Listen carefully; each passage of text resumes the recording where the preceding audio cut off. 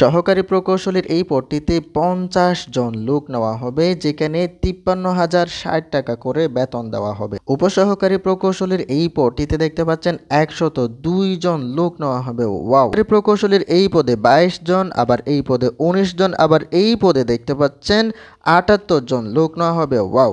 যেখানে শুধুমাত্র উচ্চ মাধ্যমিক সার্টিফিকেট পাস করেই আবেদন করতে পারবেন। হ্যালো সম্মানিত সরকারি চাকরি প্রত্যাশী বন্ধুরা, আসসালামু আলাইকুম ও রহমতুল্লাহি ওয়া বারাকাতুহু। বাংলাদেশ পানি উন্নয়ন বোর্ড থেকে প্রকাশিত আরও একটি নতুন সার্কুলার নিয়ে চলে আসলাম, যেখানে বাংলাদেশের সকল জেলা থেকে ছেলে মেয়ে উভয়েই আবেদন করতে পারবেন। সো এই সার্কুলারটি সম্পর্কে আমাদের আজকের এই ছোট্ট ভিডিওতে A to Z আলোচনা করা হবে ইনশাল্লাহ। আশা করি সম্পূর্ণ ভিডিওটি জুড়ে আমাদের সাথেই থাকবেন। সো কথা একদমই বাড়াবো না, শুরু থেকেই চলে যাচ্ছে মূল ভিডিওতে। তার আগে ছোট্ট একটা রিকোয়েস্ট, আপনি যদি এখনও পর্যন্ত আমাদের এই চ্যানেলটি সাবস্ক্রাইব না করে থাকেন তাহলে চ্যানেলটি এখনই সাবস্ক্রাইব করে আমাদের এই ছোট্ট পরিবারের সদস্য হয়ে যাবেন। আর যারা অলরেডি সাবস্ক্রাইব করেই রেখেছেন তাদেরকে থ্যাংক ইউ সো মাচ। বন্ধুরা, বাংলাদেশ পানি উন্নয়ন বোর্ড থেকে প্রকাশিত এই সার্কুলারটিতে আমরা সর্বমোট 6টি ক্যাটাগরির পদ দেখতে পাচ্ছি। এই 6টি ক্যাটাগরির পদের মধ্যে সর্বমোট 277 জন লোক নেওয়া হবে।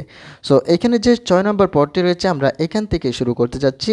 আমরা প্রথম যে বিষয়গুলো নিয়ে আলোচনা করব সেটা হচ্ছে পদের নাম, পদসংখ্যা, বেতন স্কেল, শিক্ষাগত যোগ্যতা এবং যে সকল জেলার প্রার্থীগণ আবেদন করতে পারবেন এই বিষয় নিয়ে। সো এই যে 6 নম্বর পদটি রয়েছে, এই 6 নম্বর পদের নাম হচ্ছে হিসাব করণিক, যেখানে 22,490 টাকা বেতনে 78 জন লোক নেওয়া হবে, যেখানে শুধুমাত্র উচ্চ মাধ্যমিক সার্টিফিকেট বা সমমান পরীক্ষায় উত্তীর্ণ হয়ে আপনি আবেদন করতে পারবেন। তারপরে যে পদটি রয়েছে এই পদের নাম হচ্ছে হিসাব রক্ষক। হিসাব রক্ষকের এইখানে 27,300 টাকা বেতনে 19 জন লোক নেওয়া হবে। শিক্ষাগত যোগ্যতা প্রয়োজন হবে কোনো একটি স্বীকৃত বিশ্ববিদ্যালয় হতে বাণিজ্যে যে কোনো একটি বিষয়ের মধ্যে স্নাতক বা সমমানের ডিগ্রি থাকলে আপনি এখানে আবেদন করতে পারবেন। দেন 4 নম্বর যে পদটি রয়েছে এই পদের নাম হচ্ছে উপসহকারী প্রকৌশলী, যেখানে 22 জন লোক নেওয়া হবে, 38,640 টাকা বেতনে, যেখানে শিক্ষাগত যোগ্যতা প্রয়োজন হবে কোনো একটি স্বীকৃত প্রতিষ্ঠান বা ইনস্টিটিউট হতে যন্ত্র কৌশল, তড়িৎ কৌশল বা শক্তি কৌশল বিষয়ে ডিপ্লোমা ইন ইঞ্জিনিয়ারিং।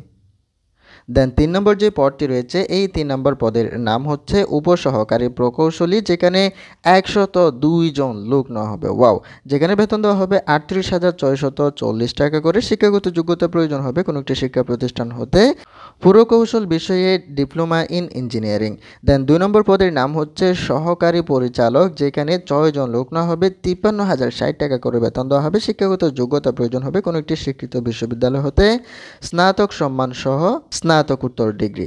তারপরে যে 1 নম্বর পদটি রয়েছে এই 1 নম্বর পদের নাম হচ্ছে সহকারী প্রকৌশলী, যেখানে 53,060 টাকা বেতন দেওয়া হবে। শিক্ষাগত যোগ্যতা প্রয়োজন হবে কোনো একটি স্বীকৃত বিশ্ববিদ্যালয় হতে পুরকৌশল, পানি সম্পদ বা কৃষি কৌশল বিষয়ে স্নাতক ডিগ্রি অথবা উল্লিখিত বিষয়ের মধ্যে associate member of the institute of engineer, যেটাকে সংক্ষেপে বলা হয় AMIE, এর সেকশন A ও B পরীক্ষায় উত্তীর্ণ হতে হবে। সো এখানে একটা বিষয় উল্লেখ করার, সেটা হচ্ছে এখানে যে পদগুলো রয়েছে 1 নম্বর থেকে 6 নম্বর পদ, এই প্রত্যেকটা পদের মধ্যে কিন্তু আপনার MS ওয়ার্ড ও এক্সেল সহ কম্পিউটার চালানোর দক্ষতা থাকতে হবে প্রত্যেকটা পদেই। আরেকটা কথা হচ্ছে এখানে 1 থেকে 5 নম্বর যে পদগুলো রয়েছে এই পদগুলোর মধ্যে যে কোনো একটিতে যদি আপনি আবেদন করতে যান তাহলে অবশ্যই আপনার সার্টিফিকেটের প্রতি আপনাকে একটু নজর দিতে হবে। আপনার সার্টিফিকেটে যদি কোনো স্তরে 3য় শ্রেণী বা 3য় বিভাগ পেয়ে উত্তীর্ণ হয়ে থাকেন তাহলে আপনি এখানে আবেদন করতে পারবেন না।